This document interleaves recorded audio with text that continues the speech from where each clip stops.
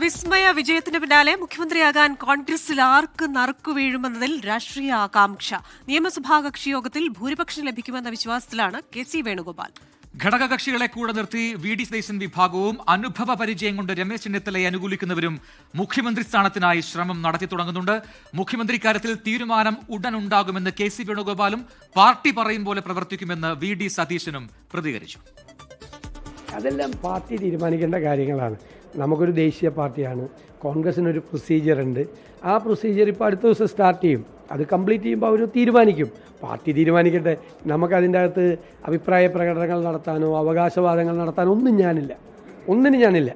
ഞാൻ ഒരു കാര്യത്തിനുമില്ല, ഒരു അവകാശവാദത്തിനുമില്ല, ഒരു അഭിപ്രായ പ്രകടനത്തിനുമില്ല. അത് പാർട്ടി ചെയ്യേണ്ട ജോലിയാണ്, അത് പാർട്ടി ചെയ്യട്ടെ. എൻ്റെ ജോലി, എന്നെ ഏൽപ്പിച്ച ജോലി ഞാൻ നന്നായി പൂർത്തിയാക്കിയിട്ടുണ്ടെന്നുള്ള ആത്മവിശ്വാസവും അഭിമാനവും എനിക്കുണ്ട്. ഞാൻ കരുതുന്ന CPM BJP ഡീലുണ്ടായിരുന്നു. പൂർണ്ണമായി കേരളത്തിൽ നടപ്പായില്ല, പക്ഷെ ചില സ്ഥലങ്ങളിലെങ്കിലും നടപ്പായി. ഒരു വെള്ളി തളികയിൽ വെച്ചിട്ടാണ് അവർക്ക് ആ സീറ്റ് കൊടുത്തിരിക്കുന്നത്. യഥാർത്ഥത്തിൽ CPM ആണ്. മുഖ്യമന്ത്രി ആരെന്ന ചർച്ചകൾക്കിടെ ഡൽഹിയിൽ നിർണായക യോഗം ഇന്ന്. AICC അധ്യക്ഷൻ മല്ലികാർജ്ജുൻ ഖർഗെയുടെ വസതിയിൽ ചേരുന്ന യോഗത്തിൽ രാഹുൽ ഗാന്ധിയും കെ.സി. വേണുഗോപാലും പങ്കെടുക്കും. ഡൽഹി വിമാനത്താവളത്തിൽ കെ.സിക്ക് പ്രവർത്തകർ വൻ സ്വീകരണമാണ് ഒരുക്കിയത്.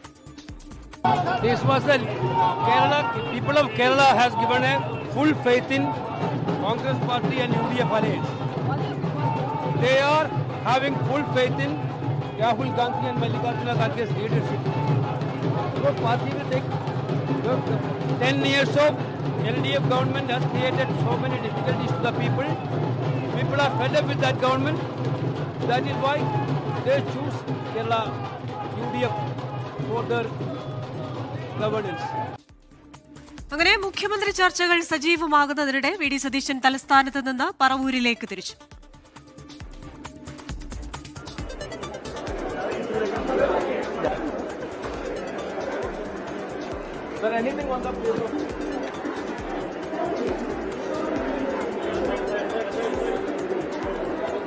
PR അരവിന്ദ് ഡൽഹിയിൽ നിന്ന് ചേരുന്നു. ഒപ്പം അലക്സറാം മുഹമ്മദ് തിരുവനന്തപുരത്ത് നിന്നും ഏറ്റവും പുതിയ അപ്ഡേറ്റുകളുമായി ചേരുകയാണ്. ആദ്യം PR അരവിന്ദിലേക്ക്.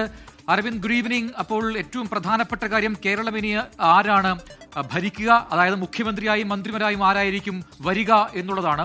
ഒരുപക്ഷെ ചരിത്രത്തിൽ ആദ്യമായിട്ടാണ് ഇത്രയും വലിയ, ഈ അടുത്ത കാലത്തൊന്നും കാണാത്ത രീതിയിലുള്ള ഒരു വലിയ ഭൂരിപക്ഷം, ബ്രൂക്ക് മെജോറിറ്റി എന്നൊക്കെ പറയുന്നത് പോലെ UDF അടിച്ചെടുത്തിരിക്കുന്നു. അതുകൊണ്ട് തന്നെ എല്ലാവരും ആഗ്രഹിക്കുന്നുണ്ട്, അണികൾ ആഗ്രഹിക്കുന്നു ഇന്നാൾ ആകണം മന്ത്രിമാർ എന്നുള്ളത്. അപ്പോൾ അതിലൊരു തീരുമാനം ഉണ്ടാകണം. നിർണായകമായ യോഗം ഡൽഹിയിൽ നടക്കാൻ പോകുന്നു എന്നറിയുന്നു. ആരൊക്കെയാണ് യോഗത്തിൽ പങ്കെടുക്കുക, എന്താണ് നമുക്ക് കിട്ടുന്ന ചില ലീഡുകൾ?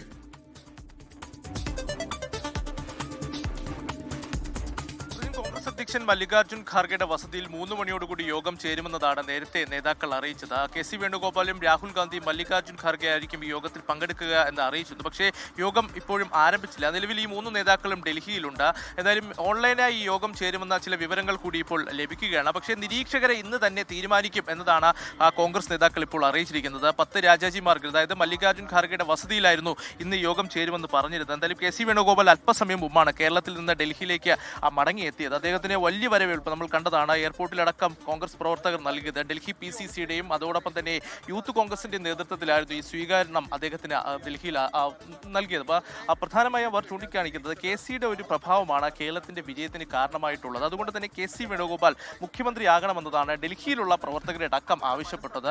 ഇത് ഡൽഹിയിലെ യൂത്ത് കോൺഗ്രസും അതുപോലെ തന്നെ DPCC പ്രവർത്തകരാണ്. എന്തായാലും നിരീക്ഷകരെ ഇന്ന് തീരുമാനിക്കാനാണ് ഒരു നിർണായക യോഗം ചേരുക. എന്തായാലും ഓൺലൈനായി ഇപ്പോൾ യോഗം ചേരുമെന്ന ചില വിവരങ്ങൾ കൂടി ലഭിക്കുന്നുണ്ട്. പക്ഷേ നിരീക്ഷകരെ ഇന്ന് തന്നെ തീരുമാനിക്കും. പ്രധാനമായും മുതിർന്ന നേതാക്കളെ നിരീക്ഷകരായി പ്രഖ്യാപിക്കുന്നതാണ് ലഭിക്കുന്ന വിവരം. അത് P. ചിദംബരമാകാം, ഒരുപക്ഷെ അശോക് ഗെഹ്ലോട്ടിന്റെ പേരുകളും ഈ ചുമതലയിലേക്ക് നമ്മൾ നോക്കിക്കാണുന്നുണ്ട്. ഇതുകൂടാതെ നേരത്തെ ഈ തെരഞ്ഞെടുപ്പ് ആരംഭിച്ചപ്പോൾ ചില നിരീക്ഷകരെ കോൺഗ്രസ് നിയോഗിച്ചിരുന്നു. സച്ചിൻ പൈലറ്റ്, ഇമ്രാൻ പ്രതാപ്, അതുപോലെ തന്നെ കനയ്യകുമാർ, KG ജോർജ് എന്നിവരായിരുന്നു ഈ തെരഞ്ഞെടുപ്പ് ആരംഭിച്ച സമയത്ത് നിരീക്ഷകരായി നിയോഗിച്ചിരുന്നത്.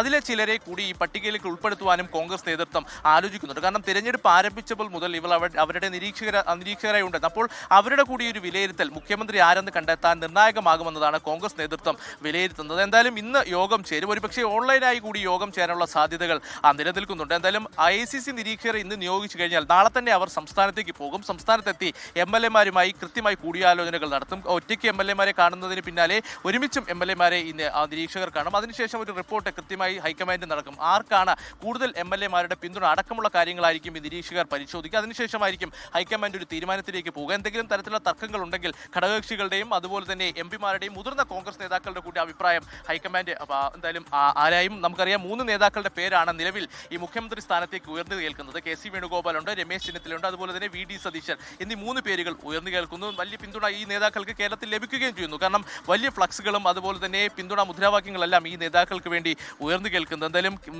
63 കോൺഗ്രസ് MLA-മാരാണ് നിലവിൽ വിജയിച്ചിട്ടുള്ളത്. അവരുടെ കൂടുതൽ പിന്തുണ ആർക്ക് ലഭിക്കുന്നോ അവരെ ആയിരിക്കും ഹൈക്കമാൻഡ് നിലവിൽ പിന്തുണയ്ക്കാനുള്ള സാധ്യത നിലനിൽക്കുന്നത്. അപ്പോൾ എന്തായാലും നിരീക്ഷകർ അവിടെ എത്തി MLA-മാരുമായി നേരിട്ട് കൂടിക്കാഴ്ച നടത്തും. MLA-മാരുടെ അഭിപ്രായങ്ങൾ കൃത്യമായ ഒരു റിപ്പോർട്ടായി ഹൈക്കമാൻഡിന് നൽകും. നേരത്തെ കർണാടക നിയമസഭാ തെരഞ്ഞെടുപ്പിന്റെ വേളയിൽ നമ്മൾ പലതരത്തിലുള്ള തർക്കങ്ങൾ കണ്ടിരുന്നു. അന്ന് DK ശിവകുമാറിനും സിദ്ധരാമയ്യയ്ക്കും MLA-മാരുടെ പിന്തുണ, അത് ഏകദേശ പിന്തുണ ഇരുവർക്കും ലഭിച്ചിരുന്നു. അങ്ങനെ ഒരു സാഹചര്യം ഉണ്ടാകണമെങ്കിൽ ഹൈക്കമാൻഡിന്റെ തീരുമാനം എന്തായാലും ഈ വിഷയത്തിൽ അന്തിമമാവും. എന്തായാലും രാഹുൽ ഗാന്ധി KC വേണുഗോപാലിനെ സംസ്ഥാനത്തേക്ക് അയക്കാൻ തയ്യാറാകുമോ എന്നൊരു ചോദ്യം കൂടി പ്രധാനമായും ഉയർന്നു വരികയാണ്. കാരണം സംസ്ഥാന സംഘടനാ ജനറൽ സെക്രട്ടറിയാണ്. സംഘടനാ ജനറൽ സെക്രട്ടറി KC വേണുഗോപാലിനെ നാട്ടിലെ മുഖ്യമന്ത്രി സ്ഥാനത്തേക്ക് അയക്കാൻ രാഹുൽ ഗാന്ധിയും അതുപോലെ തന്നെ മല്ലികാർജ്ജുൻ ഖാർഗെയും തയ്യാറാകുമോ എന്നൊരു ചോദ്യം കൂടി അവശേഷിക്കുന്നുണ്ട്. എന്തായാലും നിരീക്ഷകരുടെ കാര്യത്തിൽ ഇന്ന് തന്നെ ഒരു തീരുമാനത്തിലേക്ക് എത്തും എന്നതാണ് കോൺഗ്രസ് നേതൃത്വം വ്യക്തമാക്കുന്നത്. എന്തായാലും KC വേണുഗോപാലും രാഹുൽ ഗാന്ധിയും മല്ലികാർജ്ജുൻ ഖാർഗെയും നേരിട്ടോ അല്ലെങ്കിൽ ഓൺലൈനായിട്ടോ യോഗം ചേർന്നുകൊണ്ടായിരിക്കും ഒരു അന്തിമ തീരുമാനത്തിലേക്ക് ഇന്ന് എത്തുക.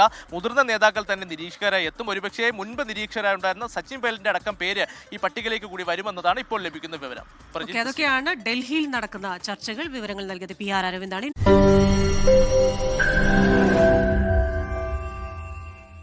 ലോകത്തെവിടെയായാലും ഏത് സമയത്തും 24 വാർത്തകളും ഓഗ്മെന്റഡ് റിയാലിറ്റി പാക്കേജുകളും എക്സ്പ്ലെയിനറുകളും വിശദമായി കാണാൻ ഞങ്ങളുടെ YouTube ചാനൽ നിങ്ങൾക്ക് സബ്സ്ക്രൈബ് ചെയ്യാം.